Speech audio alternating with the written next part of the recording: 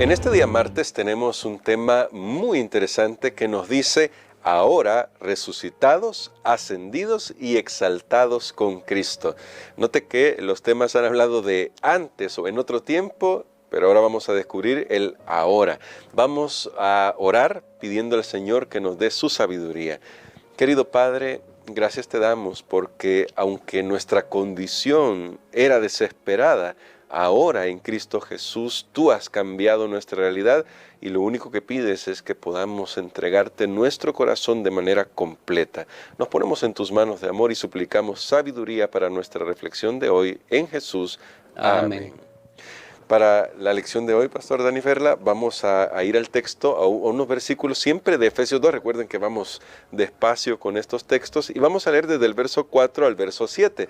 Y creo que comienzan con las dos palabras más lindas que se pueden escuchar en español, definitivamente cuando ya se nos ha presentado la situación tan difícil que hemos enfrentado, o que estamos enfrentando. Y dice así: pero Dios, que es rico en misericordia por su gran amor con que nos amó, aun cuando estábamos muertos en pecados, nos dio vida junto con Cristo. Por gracia habéis sido salvos, y con Él nos resucitó y nos sentó en el cielo con Cristo Jesús, para mostrar en los siglos venideros la abundante riqueza de su gracia y su bondad hacia nosotros en Cristo Jesús.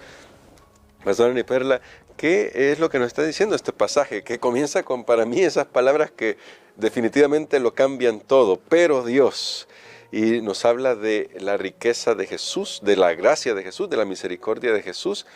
Pero la pregunta esencial es: ¿qué significa que cuando estábamos muertos nos dio vida Jesús? ¿Cómo pudo hacer eso? Bueno, hemos llegado ahora a un punto bien importante, como el apóstol Pablo era característico. Ahora presenta de una manera magistral la gran solución al dilema humano, y él no tiene más que expresar: pero Dios. ¿Por qué dice él pero Dios? Porque nosotros en nuestra condición caída no podíamos esperar otro resultado. Lo natural era que nosotros fuésemos condenados y estuviéramos perdidos para siempre. No recibir misericordia, no recibir gracia. Estábamos totalmente perdidos. Pero Dios, dice Pablo. Allí este es el pero más lindo de toda la Biblia. Pero Dios. Porque a veces decimos siempre hay un pero y lo vemos negativo. Gracias a Dios aquí es un pero positivo.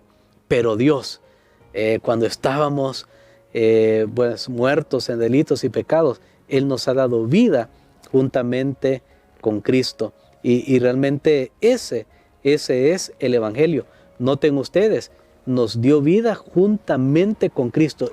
Y aquí yo quiero que nosotros sintamos el poder de esto. ¿Sabe por qué muchas personas se decepcionan del Evangelio? Porque al igual que los judíos de la época de Jesús, nosotros queremos un Evangelio solo para lo inmediato que tenemos, para sanarme de una enfermedad, para conseguir un trabajo, para casarme bien. Quiero un Evangelio para que me ayude Dios, ahí quiero ir a vivir a otro país. O sea, estamos interesados en nuestras necesidades físicas, materiales, limitadas de este mundo. Pero el apóstol Pablo dice: la gran finalidad del Evangelio es que nos dio vida con Cristo. Sí, yo puedo estar aún en un hospital en este momento. Sí, yo puedo estar aún en este momento perdiendo una propiedad o lo que sea. Estoy poniendo solo una ilustración. Podemos estar en cualquier condición material, física en este mundo ahora deplorable. Pero noten ustedes, pero tenemos vida con Cristo. Es que el gran propósito del Evangelio es esa vida espiritual, porque recordemos que sin Cristo estábamos muertos. Era como definía el apóstol Pablo el pecado. Y entonces por eso el cristiano tiene esperanza, aunque ahorita aquí no se me cumplan mis planes, mis sueños, lo que yo quiero. Pero tengo vida con Cristo. Es algo espiritual, es algo que sucede ahora y en la eternidad. Y eso es lo que hace la diferencia con el cristiano. Y ahora, pastor, bueno, la semana pasada, quizás vamos a retroceder a eso, hablamos de los hechos históricos de la resurrección y exaltación de Cristo. Y aquí Pablo vuelve a tomar estos temas, pero los aplica al creyente. ¿Cómo se verifica esa resurrección y esa exaltación para el creyente ahora? Bueno, este es un tema extraordinario que el apóstol Pablo nos introduce, porque él dice, mira, todo esto sucedió aún antes que tú nacieras. Noten esto, cómo sucede esto. Antes que tú nacieras, antes que te dieras cuenta de tu necesidad, Cristo murió, Cristo fue sepultado, Cristo resucitó, Cristo fue exaltado, Él ascendió a los cielos. Y luego cuando tú vienes a la existencia, cuando nosotros venimos a la existencia y creemos en Cristo por la fe, nosotros sabemos que ya cuando Cristo pasó por estas experiencias, nosotros estábamos allí con Él. Amén. Esto es algo que realmente no lo podemos comprender bien, porque usted dice, o yo puedo pensar, pero ¿cómo que yo estaba con Cristo allá cuando Él fue puesto en la tumba nueva de José? ¿Cómo que yo estaba con Cristo cuando Él ascendió a los cielos, cuando entró allá, según Apocalipsis capítulo 5, bueno, 4 y 5, que se muestra la visión del trono de Dios? ¿Cómo que yo estaba allí si yo todavía estoy aquí en la tierra, yo todavía estoy aquí en mi barrio, en mi colonia? Pues eso sucede a través de la fe. Y Jesús lo hizo aún antes que nosotros fuéramos conscientes de ello. Pero el día que venimos a creer en Él, nosotros participamos de Él. O sea, hay una comunión entre el creyente y Cristo. Y eso es lo que el apóstol Pablo explica y que no lo logramos entender todavía, que en esa comunión entre el creyente y Cristo, nosotros hemos participado de todo. Por eso es que el creyente tiene una esperanza, y vuelvo a repetir, más allá de lo que esta vida nos puede ofrecer. Y esto nos ayuda para no decepcionarnos. Si yo hice una oración porque estaba enfermo y no sucedió como yo quería, si no me salió el trabajo, si no me salió aquí, si no me salió allá. No.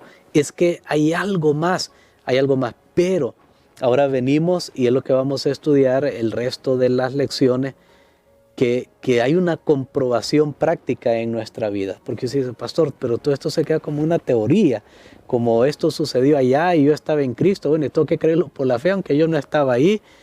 Pero entonces Pablo dice, así como Cristo resucitó, y noten ustedes, Él nos dio vida juntamente con Cristo, nos resucitó, nos sentó en los lugares celestiales para mostrar en los siglos venideros las abundantes riquezas de su gracia en su bondad para con nosotros en Cristo Jesús. No hemos hablado de todo ese aspecto de la riqueza de Dios en su amor y misericordia, pero ¿cómo sucede esto? Bueno, ya Cristo, por ejemplo, resucitó físicamente. Yo una vez creí en Él, ya resucité espiritualmente. Y Colosenses, que es una carta para mí gemela de Efesios, ahí el apóstol Pablo lo pone bien claro y dice, si pues habéis resucitado con Cristo, Colosenses capítulo 3, buscar las cosas de arriba. En otras palabras el creyente puede constatar que todo esto es una realidad porque en su vida aquí actual ha sucedido algo, ha pasado de muerte, de esclavitud, del pecado a la vida. El pecado existe siempre en la naturaleza humana, pero ya no controla y no domina.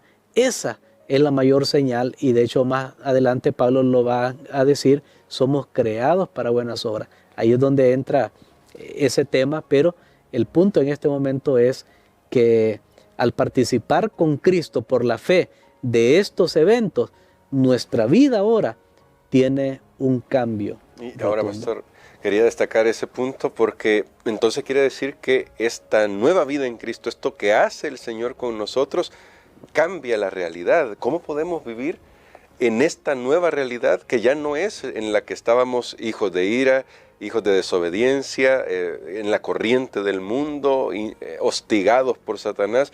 ¿Cómo podemos vivir ahora en esta nueva realidad? Bueno, esta nueva realidad nos llama a vivir ahora por nuevos valores, nuevas aspiraciones, nuevas metas. Porque recordemos en todo eso que hizo, que nos resucitó con Cristo, nos sentó en lugares celestiales, también dice que nos levantó, nos dio vida.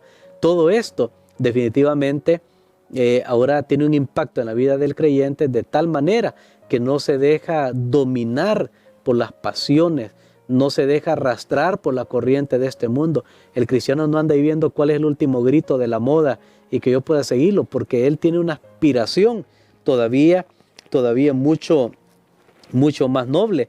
Entonces, ahora nosotros, como dice la lección, no somos espectadores de esto, sino que en nuestra vida un cambio ha comenzado a ocurrir y ahora somos capaces de hacer el bien. De hecho, quiero decir algo. Hemos hablado de pecado en lección anterior esta semana y con el poco espacio que teníamos, hablamos acerca que el pecado son acciones, es correcto, pero también es una condición, es un estado. Pero muchas veces definimos pecado, y vuelvo a recordar esto, por acciones. Pero sabe que en la vida cristiana ahora el creyente no es tanto que está pendiente de qué acciones malas no cometió. Porque yo puedo hacer un listado aquí, no fumo, no robo, no tomo, y yo me voy a sentir que estoy en las nubes, claro, porque no hago todas esas cosas. Pero ahora en la nueva vida cristiana, y ponga atención a esto, en la nueva vida con Cristo, el pecado se va a definir mejor no por lo que hace, porque supuestamente el cristiano ya no está en eso. De hecho, Pablo les ha dicho, en eso vivíamos, o sea, ya no estamos en eso. Ahora se va a definir por lo que no hace, no por lo que dejó de hacer, sino por lo que tiene que hacer, o más bien, por lo que tiene que hacer y no hace. Ese es el punto. ¿Qué tengo que hacer yo de ahora en adelante? Y aquí ponga atención. Allí se va a definir el pecado en la vida del cristiano. Ya no tiene que definirse, ay, otra vez tomé y no tenía que tomar. No, ya eso debe estar superado. De hecho, hay un texto que dirá bien claro, el que robaba, no robe más. Di un solo, no, que hoy solo voy a robar menos que ayer. No, corte, di un solo. Pero ahora el pecado en la vida cristiana estará definida por lo que tengo que hacer y no estoy haciendo. Y esa definición de pecado es, yo creo, la más profunda, porque nos podríamos conformar por las cosas que ya no hacemos, pero no le estamos prestando atención a lo que tenemos que hacer y no estamos haciendo. ¿Qué tenemos que hacer? Me va a preguntar, ¿ok? La voluntad del Padre está expresada en la palabra de nuestro Dios. Así que de esa manera, definitivamente, todo eso que sucedió en Cristo y que estábamos en Él, va a tener un impacto en cómo nosotros vivimos en el aquí y en el ahora. Tal vez algo que hemos pasado por alto hasta este momento, solo mencionar aquí los dos textos, aunque no hemos llegado al versículo 8, pero el 5 sí lo leímos, dice, por gracia sois salvos. En el versículo 8 dice, por gracia sois salvos también. ¿Sabe que la palabra salvo ahí está en pasado? Yo creo que en la versión que en esta versión usted tiene, sí dice, habéis sido salvos. Habéis sido salvos, o sea, es en el pasado y es correcto. Cuando Pablo dice, por gracia soy, no dice soy salvo, dice, por gracia ustedes fueron salvados.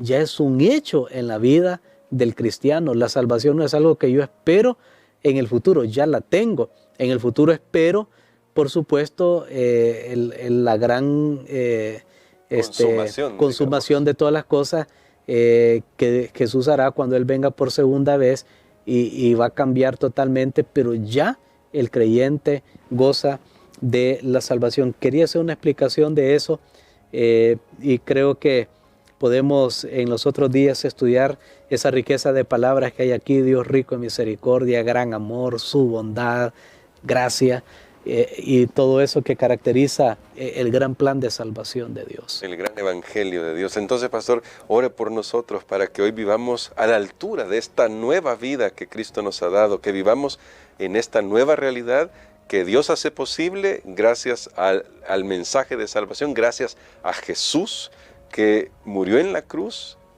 resucitó y fue exaltado en los cielos. Amén. Padre, gracias te damos, Señor, por esta maravilla de mensaje.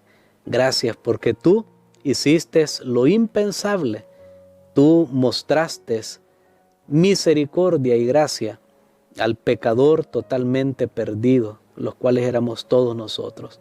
Ahora, Señor, permítenos vivir esa identidad con nuestro Salvador Jesucristo, de tal manera que nuestras vidas puedan atestiguar de ello. Lo pedimos en el nombre de Jesús. Amén. Amén.